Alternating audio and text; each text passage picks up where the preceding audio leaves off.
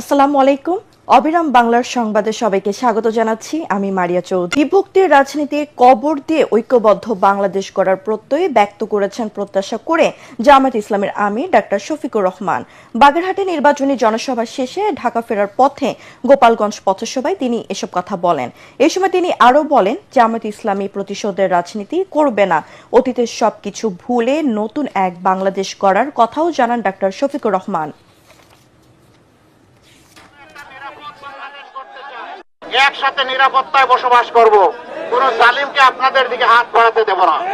আমরা আমাদের সেই কথাটাও রক্ষা করেছি।